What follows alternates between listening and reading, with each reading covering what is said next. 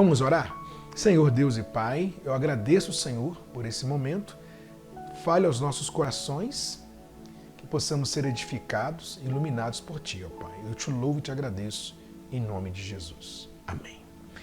Primeiro nós vamos ler o texto, depois a gente vem expondo, tá? 2 Tessalonicenses, capítulo 3, no verso 6. Diz assim, ó: Nós vos ordenamos, irmãos, em nome do Senhor Jesus Cristo, que vos aparteis de todo irmão que ande desordenadamente e não segundo a tradição que de nós recebestes. Pois vós mesmos estáis cientes do modo por que vos convém imitar-vos, visto que nunca nos portamos desordenadamente entre vós, nem jamais comemos pão à custa de outrem. Pelo contrário, em labor e fadiga, de noite e de dia, trabalhamos a fim de não sermos pesados a nenhum de vós. Não porque não tivemos esse direito, mas por termos em vista oferecer-vos exemplo em nós mesmos, para nos imitardes. Porque quando ainda convosco vos ordenamos isto: se alguém não quer trabalhar, também não coma. Pois de fato, estamos informados de que entre vós há pessoas que andam desordenadamente, não trabalhando, antes se intrometem na vida alheia. A elas, porém, determinamos e exortamos no Senhor Jesus Cristo que, trabalhando tranquilamente, comam o seu próprio pão. E vós, irmãos, não vos canseis de fazer o bem. Caso alguém não preste obediência à nossa palavra dada por essa epístola, notai-o, nem vos associeis com ele, para que fique envergonhado. Todavia, não o considereis por inimigo, mas adverti-o como irmão. Ora, o Senhor da paz, Ele mesmo, vos dê continuamente a paz em todas as circunstâncias. O Senhor seja com todos vós. A saudação é de próprio punho. Paulo, este é o sinal em cada epístola. Assim que eu assino, a graça de nosso Senhor Jesus Cristo seja com todos vós. Bom, essas foram as últimas palavras do apóstolo Paulo aos Tessalonicenses. Lá no verso 6, ele diz assim: Nós vos ordenamos, irmãos, em nome do Senhor Jesus Cristo, que vos aparteis de todo irmão que ande desordenadamente e não segundo a tradição que de nós recebestes. As instruções de Paulo não eram meras sugestões. Pelo contrário, carregavam peso e autoridade da ordem judicial, a qual o apóstolo entregou e a colocou em vigência. Aqui, ele exigiu a separação de modo que os cristãos obedientes não estivessem em comunhão com os cristãos habitualmente desobedientes. Então, a sugestão aqui de Paulo, né, a ordem dele em Jesus, né, quando ele fala, nós vos ordenamos, irmãos, em nome de Jesus Cristo, é que ele demonstra a autoridade dele como apóstolo. E ele fala o seguinte: olha, vocês não devem se associar aos que vivem de maneira desordenada, aos que vivem na desobediência. Então, Paulo aqui, um cuidado com a igreja, ele sugere isso. Não tenha comunhão com os desobedientes, porque naquela altura, né, havia dentro da igreja os desobedientes, aqueles que não queriam um compromisso sério com Jesus, aqueles que andavam, né, na promiscuidade, aqueles que não davam ouvidos. Então Paulo aqui, ele pede isso, né? Pede não, né? Ele ordena na autoridade de apóstolo: olha, vocês não devem ter comunhão com essas pessoas, até mesmo visando o bem-estar espiritual, né? Porque temos que tomar cuidado com quem andamos, com quem falamos, né? Temos que tomar muito cuidado. Porque a partir do momento que uma amizade, né, não te edifica ou tem trazido ao seu coração, ter levado ao seu coração coisas ruins, aí você deve se afastar. Porque se não está te edificando, está te atrapalhando espiritualmente, pode ser um tropeço para você, então afaste. Então Paulo aqui, ele quis dizer exatamente isso.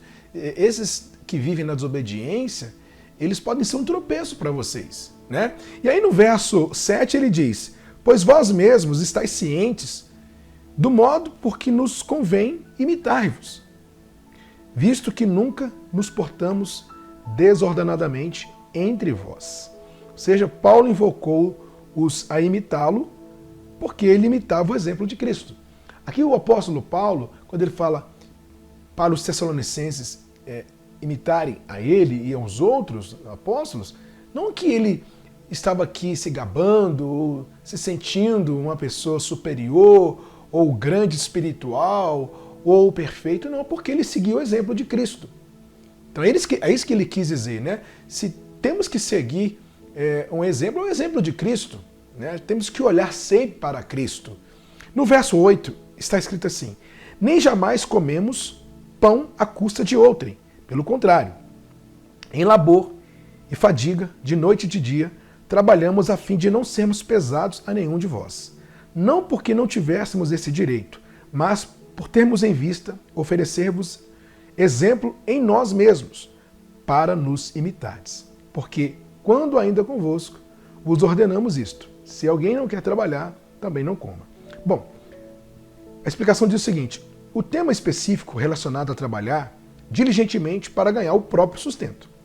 Embora Paulo tivesse autoridade como apóstolo para receber o apoio financeiro, ele escolheu, pelo contrário, ganhar o seu próprio sustento, a fim de estabelecer um exemplo. Então aqui Paulo, ele lidera pelo exemplo, né? Aqui ele fala exatamente com respeito àqueles que queriam viver à custa dos outros, né? Aqueles que não queriam trabalhar, né? Aqueles que queriam comer, mas não queriam trabalhar. E ele fala dele, né? Que ele trabalhava dia e noite porque ele não queria ser peso para ninguém. Então aqui a gente tem o exemplo do apóstolo Paulo de que ele não queria viver à custa do evangelho, embora ele tinha direito, né? E quando ele não tinha, quando eles não davam a condição a ele trabalhava. Mas quando eles davam, ele não precisava trabalhar. Então Paulo ele viveu esses dois lados, tanto a ajuda das pessoas com respeito ao evangelho para ele e o trabalho dele. E é o que a gente entende nas palavras do apóstolo Paulo, de que ele não usava o evangelho para benefício próprio. Ao contrário do que a gente vê por aí. Infelizmente, muitos usam a Bíblia, usam o nome de igreja, porque querem se beneficiar em cima dos outros. Fazem do evangelho comércio. Então, se a gente fazer um paralelo, a gente vai ver a diferença dos apóstolos, não só do apóstolo Paulo, mas dos outros apóstolos também, comparado aos de hoje. Infelizmente, hoje, a gente vê que alguns querem até mesmo ostentar, né, uma vida de luxo usando o evangelho. Totalmente antibíblico isso. Porque nas palavras do apóstolo Paulo, ele mostra, olha, vocês estão me vendo, vocês estão vendo o meu exemplo. Eu trabalho, né, dia e noite porque eu não quero ser peso para ninguém. Então, ele lidera aqui pelo exemplo. E é isso. Olhe para os bons exemplos. Se você está aí, eu fiquei muito chateado com a igreja porque eu vi muito isso, eu fui decepcionado porque lá o pastor fez isso, o fulano roubou, tem usado as pessoas. Não olhe para esses maus exemplos. Existem os bons exemplos. Existem igrejas bíblicas, existem pastores sérios, né? Não é errado o pastor ter um apoio financeiro da igreja, ter um salário da igreja. Eu conheço muitos que têm o salário da igreja e não é errado, né? A partir do momento que seja uma coisa justa, né, dentro daquilo que ele faz, sem ostentação, sem exploração, né? Uma coisa bem justa, daquilo que é correto, daquilo que é honesto, não tem nenhum problema, até porque isso é bíblico, né? O que não pode é exatamente o pastor, ou seja lá quem for, querer usar o evangelho para se beneficiar, fazer do evangelho comércio, né? viver no luxo através das doações das pessoas. Isso que não pode, é isso que está errado. Tá? E também não tem nenhum problema o pastor trabalhar. Né? Como, por exemplo, eu particularmente tenho o meu trabalho. Né? Esse trabalho que eu faço aqui nas redes sociais, na igreja local, é totalmente voluntário. Totalmente voluntário. E Deus tem sustentado a gente, Deus tem tido misericórdia da gente. Então, respeito quem não segue, quem vive da igreja no tempo integral. Eu não vivo da igreja, não vivo para a igreja no tempo integral. Não. Parte do meu dia é o meu trabalho. E uma certa parte eu me dedico à igreja.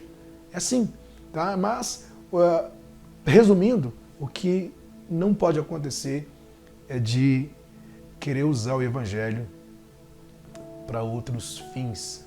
O evangelho aponta para Cristo. Paulo ele mostra isso. Né? Ele não era peso. Ele não era peso para as pessoas. A intenção dele sempre foi levar Cristo. E essa tem que ser a intenção do pastor, do bispo, do presbítero, seja lá quem for.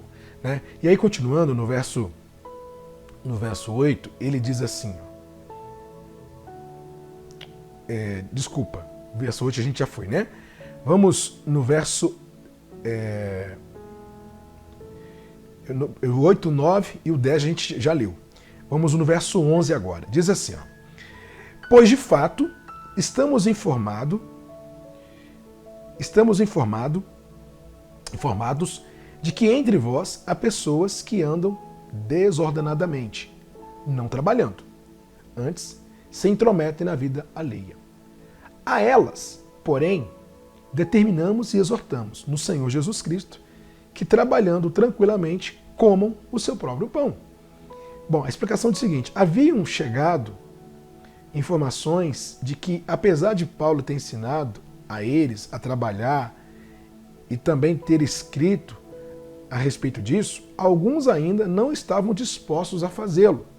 Estes foram ordenados a tomarem juízo e iniciar uma vida de trabalho ordenado. Então aqui Paulo estava se dirigindo àqueles que não queriam trabalhar. Infelizmente, já naquela época, né, e hoje muito mais, existem aqueles que querem escorar nos outros. Né? A gente precisa comer, a gente precisa alimentar a nossa família, precisamos trabalhar. Não tem para onde correr. Então aqui na igreja em Tessalonicenses, havia uns que não queriam trabalhar e queriam comer à custa dos outros. E não é uma coisa justa, gente. Não é. Uma coisa é a pessoa passar por um momento difícil, perder o emprego, e você ali ajuda, dá uma cesta básica, né, por breve tempo ali, né, até a pessoa conseguir um emprego. Outra coisa é aquela pessoa não querer trabalhar, né? Quer viver à custa dos outros, acha que os outros são obrigados a ajudar, por aí vai. Isso é totalmente contra a Bíblia. Né? Você vê que aqui Paulo ele fala com respeito a esses que queriam comer, mas não queriam trabalhar. Né? A gente sabe, como eu falei, existem pessoas passando momentos difíceis, como por exemplo, nessas 2 últimas semanas, nós podemos ajudar aí dezenas de famílias com cestas básicas. Pessoas passando necessidades. Pessoas que estão desempregadas, numa condição complicada, que nós conseguimos ajudar. Ok? Né? Isso a gente tem que fazer. O bem a gente tem que continuar fazendo.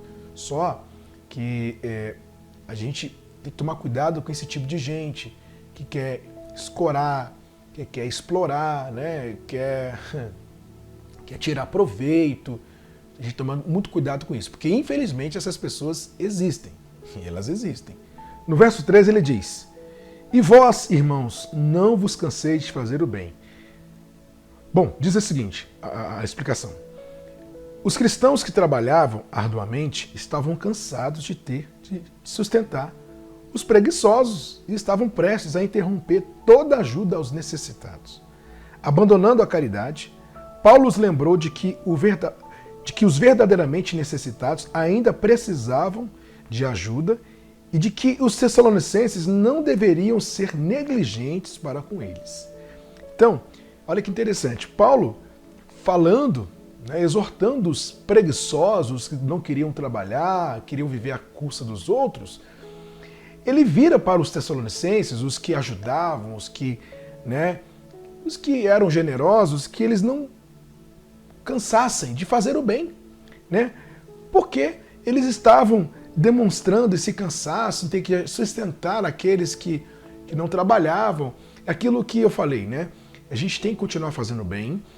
Infelizmente existem essas pessoas que querem tirar proveito, mas a gente não pode olhar para essas pessoas, né? Imagine, eu fui decepcionado, então não quero saber mais de ninguém. Eu fui decepcionado e fui tentar ajudar uma pessoa e acabei me complicando. Se eu me fechar, eu não vou querer ajudar mais ninguém, né? Então, temos que continuar fazendo bem. Existem pessoas realmente sinceras, existem pessoas que realmente estão necessitadas, que precisam da nossa ajuda. Então, não canse de fazer o bem. Se você foi ferido, decepcionado, coisas ruins aconteceram na sua vida, pessoas te chatearam, não olhe para isso. Não tenha em mente, não existe pessoa boa nesse mundo, não existe pessoa sincera. Existe sim, existe. Existe gente sincera, existe gente boa nesse mundo. Então, não pare de fazer o bem, não canse, não pare de fazer o bem. Porque eu sei o quanto é ruim você ali querer ajudar uma pessoa, você querer estender a mão e em troca de, em vez de gratidão da outra parte, você recebe ingratidão. Isso é muito ruim. Isso já aconteceu comigo algumas vezes, mas eu não olho para isso, né? Eu fiz a minha parte, procurei fazer o bem. Agora, se do outro lado não foi bem recebido, é uma outra história. Mas isso não pode parar a gente. Isso não pode. Senão a gente vai se fechar para muitas coisas, né? A gente vai se fechar para as pessoas, não vai querer mais estender a mão para ninguém. Não pense assim, não faça isso, tá? O apóstolo Paulo, aqui, ele afirma isso, porque ele percebeu que os Tessalonicenses estavam cansados de sustentar os outros, estavam cansados de aturar toda aquela situação, né? Por um lado, com razão, né? Mas, por outro lado, está errado, porque se cansar de fazer o bem, quer dizer, não vai ajudar mais ninguém, quer dizer que não vai estender mais a mão, né? E onde está o mandamento? Amar o próximo como a ti mesmo. A gente vê em toda a igreja primitiva que eles ajudavam uns aos outros, né? Realmente era uns pelos outros. Então isso tem que continuar, né? Na Atos 2, por exemplo, o nosso lema é: somos uns pelos outros, é um ajudando o outro. Naquilo que nós podemos, a gente faz. Naquilo que está ao nosso alcance, a gente faz. Aquilo que não está no nosso alcance, a gente não consegue fazer. Mas a dor de um tem que ser a dor do outro, né? Então não canse de fazer o bem. E aí no verso 14 diz assim: caso alguém não preste obediência à nossa palavra dada por essa epístola, notai-o, e nem vos associeis com ele, para que fique envergonhado. Quer dizer, se misturar no sentido de interação social. Os cristãos que fossem descaradamente desobedientes deveriam ser excomungados a fim de gerar vergonha. E esperava-se arrependimento, caso tivessem se recusado a obedecer à palavra de Deus. Então, Paulo aqui ele fala, né, que os verdadeiros cristãos eles não deveriam se misturar com os desobedientes, né? E realmente eles eram, né, afastados ali. Não que, entenda isso, não que Paulo estava exigindo da igreja uma perfeição, porque todos que faziam parte da igreja em Tessalônica, melhor dizendo, todos que faziam parte da igreja eram pecadores, como nós somos, eram imperfeitos, como nós somos. Só que há uma grande diferença, aqueles que os imperfeitos, que são todos nós, né, dos que viviam na desobediência, ou seja, aqueles que não davam crédito à palavra, que viviam ignorando as cartas de Paulo, os que viviam ignorando os ensinamentos, a sã doutrina, os que viviam ali de maneira desordenada. Então Paulo está falando a respeito disso, né? E se você parar para pensar, olha como isso é importante, né? A partir do momento que eu vejo que o exemplo, a maneira que a pessoa vive, a sua conduta, suas atitudes não são boas, sinceramente, eu vou me misturar com gente assim? Não vou, né? Respeito, a gente tem que respeitar, temos que respeitar a todos, não podemos, como eu posso dizer, não podemos desrespeitar ninguém por conta disso, não podemos, enfim, não podemos, podemos ser contra, né? Discordar, mas questão de isolar, não é por aí, né? Porque a gente tem que respeitar todo mundo. Só que o seguinte, temos que saber separar as coisas, né? As atitudes não são boas, mesmo a pessoa dentro da igreja, vivendo ali, né, participando dos cultos, não são boas. Sinceramente, eu não quero trazer para a minha intimidade, eu não quero trazer para a minha vida, né? Posso conversar, posso respeitar, mas viver, né? Ter como amizade, aí já é uma outra história. Então Paulo aqui, ele fala exatamente isso, que eu imagino que isso estava tomando proporção dentro da igreja, né? Os que não queriam saber de nada, os que não queriam ter compromisso com nada, né? Que infelizmente nós temos pessoas assim, que não querem compromisso, que não querem ter comunhão dentro da igreja. Infelizmente existem os falsos cristãos que estão infiltrados dentro das igrejas, os falsos mestres, os falsos profetas que estão espalhados por aí. Então a gente tem que ter muito discernimento de Deus para não cair nessas ciladas, né? Não se misturar com essas coisas, né? A partir do momento que você vê que foge daquilo que é verdadeiro, que contraria a palavra, pula fora. Não se associe, né? Eu sei que no seu trabalho você divide espaço com pessoas incrédulas, às vezes na sua casa, na faculdade, na escola, tudo bem. Não existe um lugar só para cristãos. Não, a gente está no mundo, né? A gente vive no mundo. Então vamos conviver com essas pessoas. Só que entenda uma coisa, nós não somos melhores do que elas, como eu falei, né? Nós não somos perfeitos, somos pecadores como elas são. Só que em nós foi plantada a graça de Cristo, né? Nós hoje caminhamos nas boas obras. Hoje nós temos os nossos princípios cristãos, os nossos princípios bíblicos. E não podemos abrir mão disso, né? Para agradar fulano, para agradar Beltrano, não abra mão dos seus princípios bíblicos. Então Paulo aqui ele enfatiza isso, que eles não deveriam se misturar com aqueles que eram desobedientes. E aí no verso 15, ele diz assim, olha, verso 15: todavia não o considereis por inimigo, mas adverti-o como irmão. Isso é muito importante. O objetivo dessa disciplina da excomunhão não é a rejeição final, embora um padrão contínuo de pecado deva ser tratado de modo decisivo. Deve-se manter sempre em mente que a pessoa que está sendo disciplinada é o irmão no Senhor, de modo que todas as demais admoestações a ele sobre o seu pecado devem ser feitas de maneira fraternal. Então, olha só que importante isso. Quando aqui fala Paulo de não se misturar com os desobedientes, mas também ele fala, vocês não podem ter essa pessoa como inimigo. Temos que adverti-la, temos que repreendê-la, temos que discipliná-la, temos que ajudá-la, né? Então, a partir do momento que você vê que a pessoa ali ela precisa de uma advertência, ela precisa ser repreendida, vamos fazer isso com amor, né? Aqui fala de maneira fraternal, né? Com amor, com carinho, né? Ali você ensina, ali você exorta. Porque se a gente se fechar para as pessoas que ainda têm hábitos errados, que vivem numa vida errada, a gente não vai ajudar ninguém. Ninguém é perfeito, né?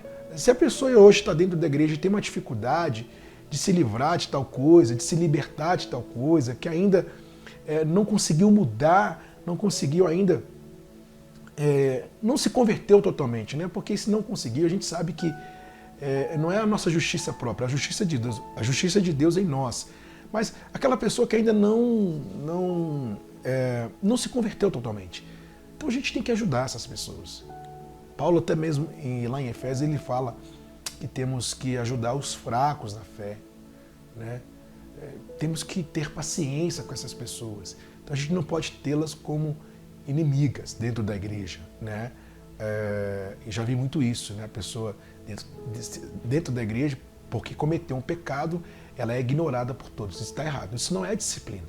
Isso não é disciplina, né? Ou todos passam a enxergar, a olhar para ela com outros olhos. Isso não é disciplina, isso não é amor fraternal, isso não ajuda ninguém, tá? A pessoa está ali, cometeu um erro, teve uma decisão errada, uma escolha errada, ela tem que ser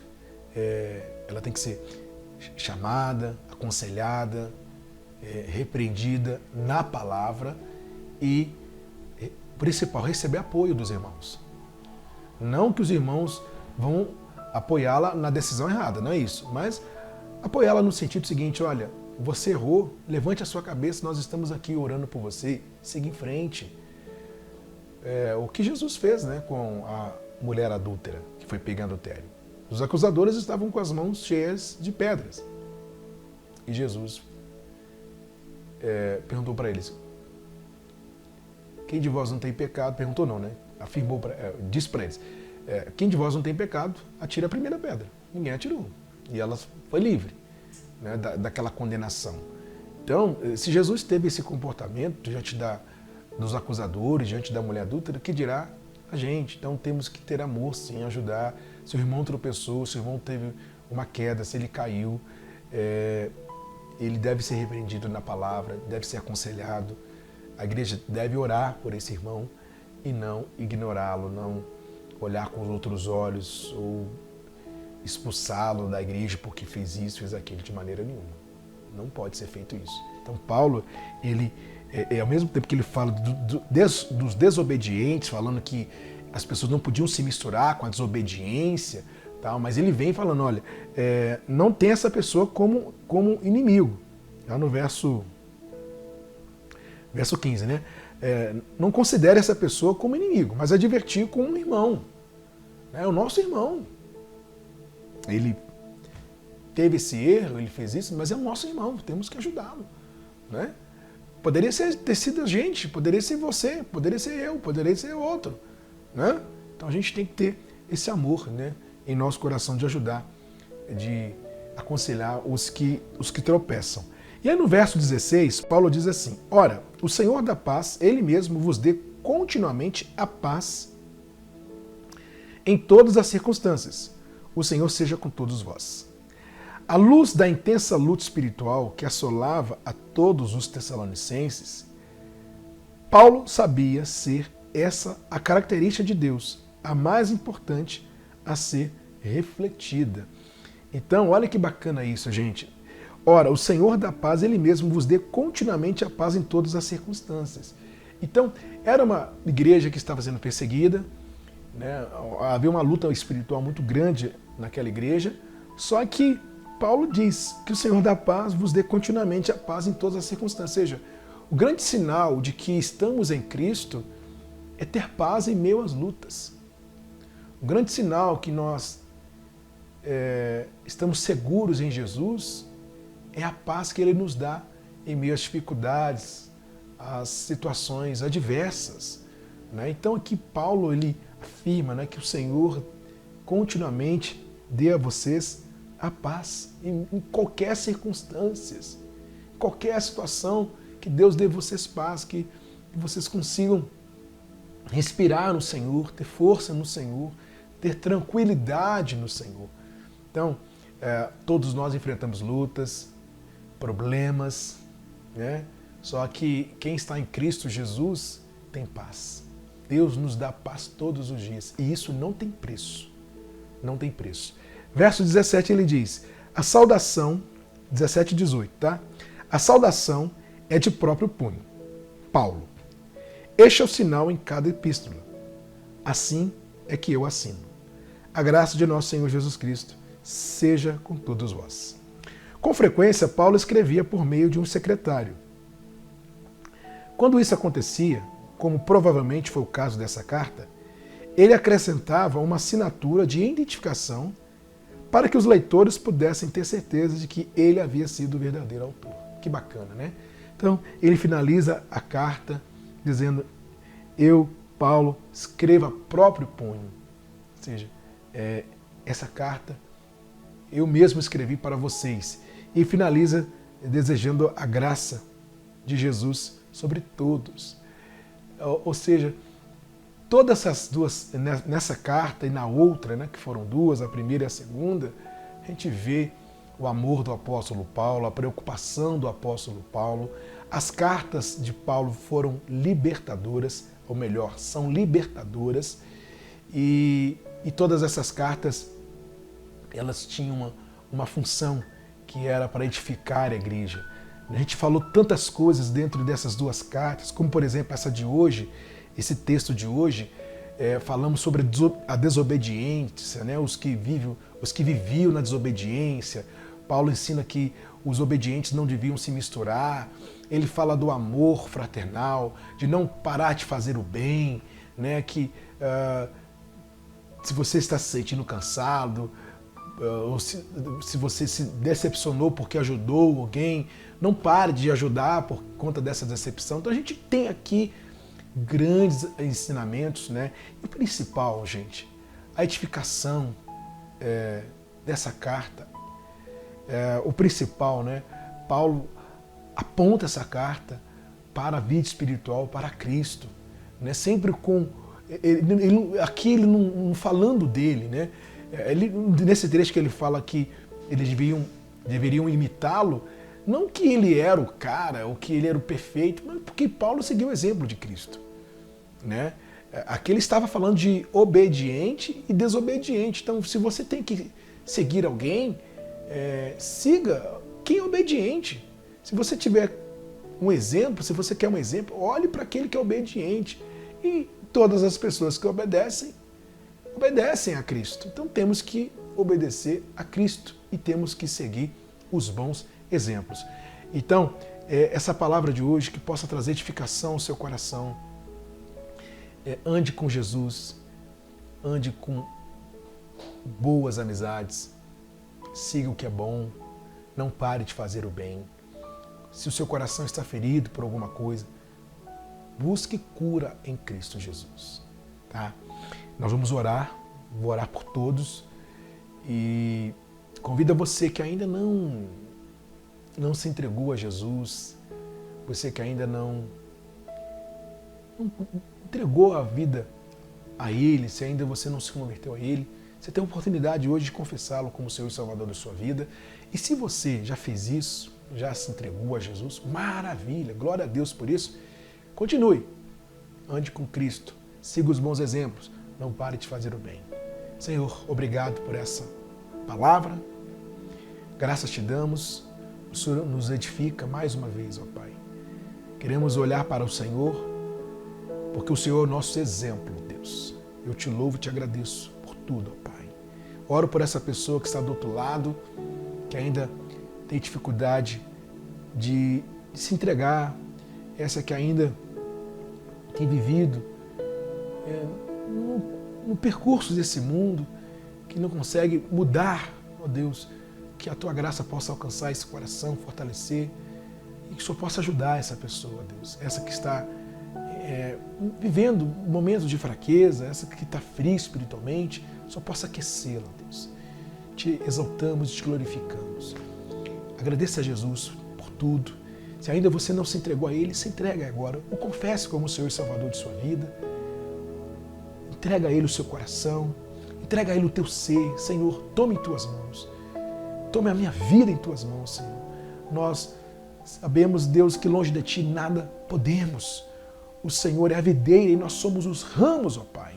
Em Ti estamos ligados, Senhor. Te agradecemos e Te louvamos. Não entendo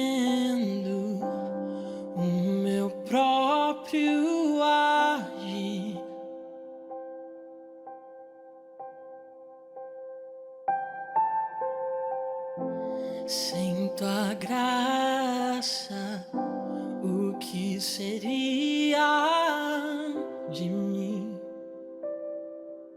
Oh, não entendo o meu próprio agir.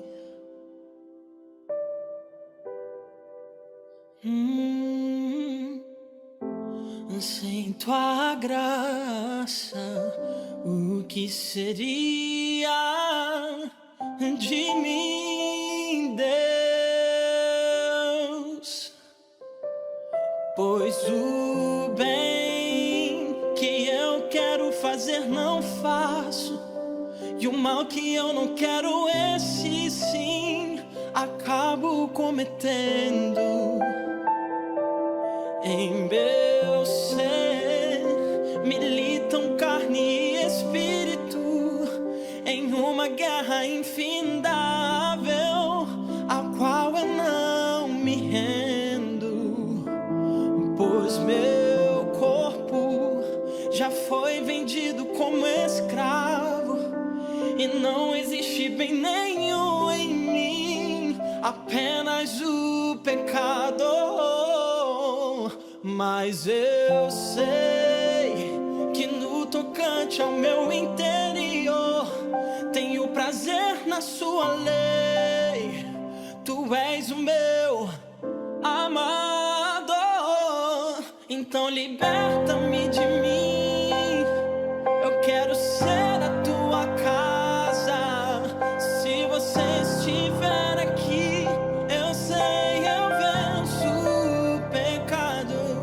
Então enche-me de ti, até que não haja mais espaço. Pois quando estou em tua presença, o meu viver é transformado. Então liberta-me de mim. Eu quero ser a tua casa. Se você estiver aqui, eu sei, eu venço o pecado. Então enche-me de ti, até que não haja mais espaço. Pois quando estou em tua presença, o meu viver é transformado, e eu passo a ser livre pra viver a tua vontade.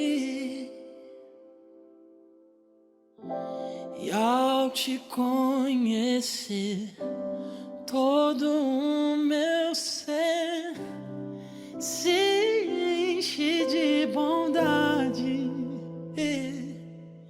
e reina o Espírito sobre a carne e reina sobre nós.